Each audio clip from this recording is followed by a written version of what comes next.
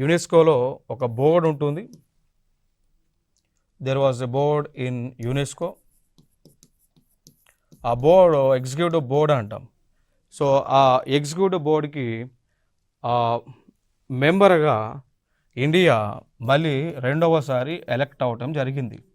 Clear. యునెస్కోలో ఉన్నటువంటి executive బోర్డుకి India మళ్ళీ సెలెక్ట్ అవ్వడం జరిగింది, అంటే రీఎలెక్ట్ అవ్వడం జరిగింది అనమాట. సో అట్లా అది న్యూస్లో ఉంది. ఆ పాయింట్ ఆఫ్ వ్యూలో కొన్ని అంశాలు మనం మాట్లాడదాం. సో ఈ యునెస్కోలో ఉన్నటువంటి కొన్ని projects, for example India lead చేస్తూ ఉంది.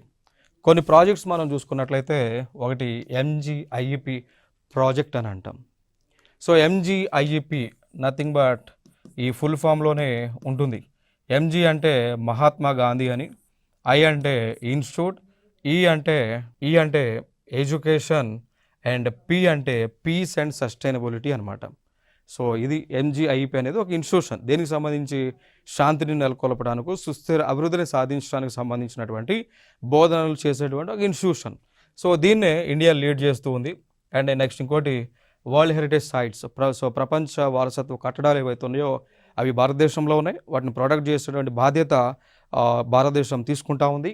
దాంతోపాటు డిజిటల్ లెర్నింగ్, సో డిజిటల్ లెర్నింగ్ని పెంచేటువంటి ప్రాజెక్టులు కూడా ఇండియన్ గవర్నమెంట్ చేస్తుంది. దాంతోపాటు స్థానికంగా ఉన్నటువంటి స్వదేశంలో ఉన్నటువంటి సంస్కృతిని కూడా ఈ యొక్క ఇండియన్ గవర్నమెంట్ పెంచుతూ ఉంది.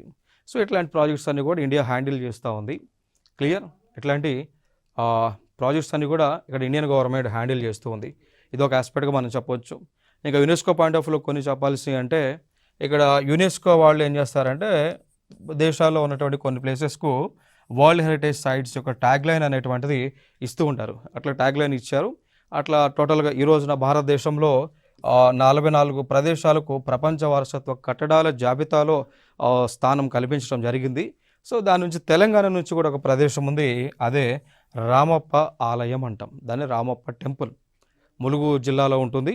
రామప్ప టెంపుల్ యొక్క విశిష్టత కూడా మనం చూసుకున్నట్లయితే ఇది ప్రపంచంలోనే ఏకైక శివాలయం, శిల్పి యొక్క పేరు పెట్టడం. దాని తర్వాత కుంభమేళ ఒక ఇంపార్టెంట్ యునెస్కో పాయింట్ ఆఫ్ వ్యూలో. అండ్ దుర్గా పూజలకి కూడా ప్రపంచ గుర్తింపు అనేటువంటిది ఇవ్వటం జరిగింది. సో దాంతోపాటు ఇంకా ఇండియా యొక్క ప్రోద్బలంతో 2023 ఇయర్ని ఇంటర్నేషనల్ ఇయర్ ఆఫ్ మిల్లెట్స్గా, సో ప్రపంచ చిరుధాన్యాల సంవత్సరంగా డెసిగ్నేట్ చేయడం జరిగింది.